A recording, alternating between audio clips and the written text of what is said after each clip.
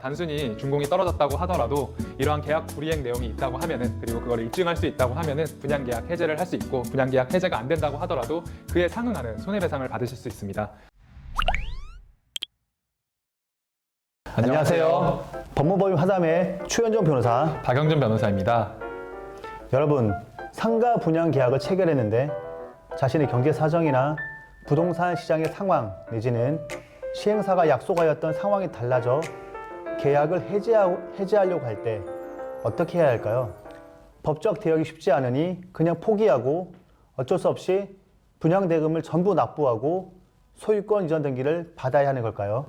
다 그렇지는 않습니다. 일반적으로 아무런 이유 없이 분양을 받은 사람의 개인적인 사정을 이유로 분양계약을 해제할 수 없는 것은 사실입니다. 그러나 예외적으로 수분양자가 해제할 수 있는, 법적으로 해제할 수 있는 사유가 있습니다. 예를 들어서 공급자가 주요 계약 내용으로 볼 수 있는 부분을 불이행하였거나 입주 예정일로부터 3개월이 도가하였다면 가능합니다. 그렇다면 주요 계약 내용이 불이행이라고 판단할 수 있는 구체적인 경우 어떤 것들이 있을까요? 예를 들어서 설명을 드리겠습니다. 첫 번째로 상가가 계약 당시 홍보했던 시설이나 조건과 크게 다를 경우입니다. 예를 들어서 이 상가에는 어떠한 호실, 그러니까 어떠한 프랜차이즈를 반드시 입점을 시키겠다고 약속을 하였는데 그러한 부분이 이행이 되지 않는다고 한다고 하면은 주요 계약의 불이행이라고 볼 수가 있을 겁니다. 그리고 둘째로는 건물의 하자가 매우 심각하여서 정상적인 영업이 불가능한 경우입니다. 하지만 이런 경우는 사실상 매우 희박하고요. 그보다 더 받을 수 있는, 해제를 할 수 있는 일반적으로 인정되는 경우라고 한다면은 실제 스트리트 상가에서 건축물의 기둥 자체가 영업을 방해할 정도로 가시성을 가리게 된다면은 이 부분은 법원 감정을 통해서 분양계약을 해제할 수 있습니다. 그렇다면 계약 해지를 준비할 때 반드시 준비해야 될 증거들 무엇일까요? 가장 중요한 것은 분양계약서와 최초 시행사가 우리 수분양자들에게 설명을 했었던 그 자료들입니다. 계약 내용과 실제 설명을 했었던 점과 매우 다르다는 점을 증명할 수 있어야 하는데 이러한 것이 사실 사후적으로는 입증하기가 매우 많이 어려운 게 현실적입니다. 사진, 동영상, 그리고 시행사가 아니라면 분양대행사 직원과 주고받은 문서, 이메일 등을 증거로 확보해 두시는 것이 중요합니다. 분양계약 해지 소송 진행하면 얼마나 걸릴까요? 그리고 입주자가 승소할 가능성 어느 정도일까요? 보통 1년에서 1년 6개월 정도 소요된다고 보시면 됩니다. 다만 명확한 증거 자료가 있거나 아니면은 입주 예정일로부터 3개월이 도가했었다는 그런 확실한 객관적인 사실이 있다고 하면은 당연히 승소 가능성이 높을 뿐만이 아니라 그 소송 기간도 단축이 될 겁니다.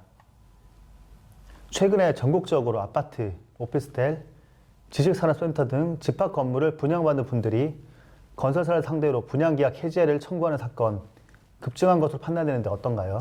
네, 맞습니다. 최근 경기 침체로 인해서 상가는 공실이 많아지고 부동산 시장이 많이 어려워져서 그 공실을 채울 수 있는 임차인들을 구하는 게 매우 어려워진 게 현실입니다. 그렇기 때문에 이러한 어쨌든 수익금을 목적으로 분양을 받으셨던 분들께서 그러한 수익금이 나지 않기 때문에 이 분양계약 해제를 고려하시는 경우가 굉장히 많아졌습니다. 그리고 이러한 경기 침체, 언제까지 지속될지 모르잖아요. 그렇습니다. 그러한 불안감 때문에 분양계약 해제를 더 고려하시는 분들이 계속적으로 많아지는 게 현실입니다. 최근에도 저희가 분양 해제를 목적으로 다수의 수분양자들의 위임을 받아서 계약 해제 소송 제기했었죠. 네, 그렇습니다. 시행사가 분양을 하면서 유명한 업체가 상가로 들어온다고 홍보를 하고 특정 업종에, 여기서 예를 들자면 서점이었습니다. 그 서점이 들어온다고 설명을 하여서 계약을 유도했었습니다. 그러나 실제 준공이 되는 시점에 확인해 본 결과 서점이 들어오지 않고 어떠한 장어집이 들어온다는 얘기가 들렸었죠.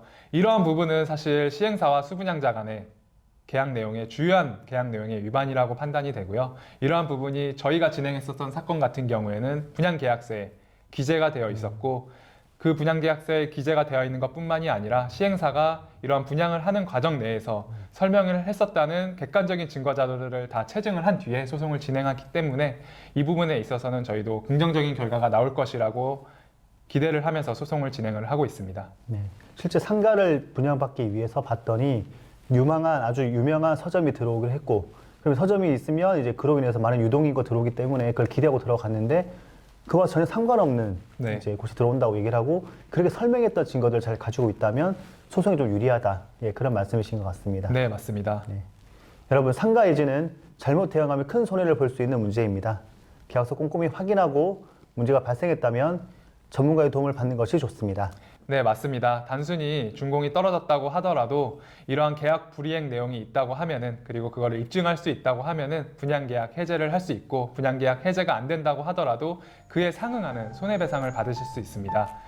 법적 조치를 통해서 자신의 권리를 지키시길 바랍니다. 네, 오늘은 상가 분양 계약 제대로 요건을 갖추면 해지가 가능하다는 주제로 말씀드렸습니다.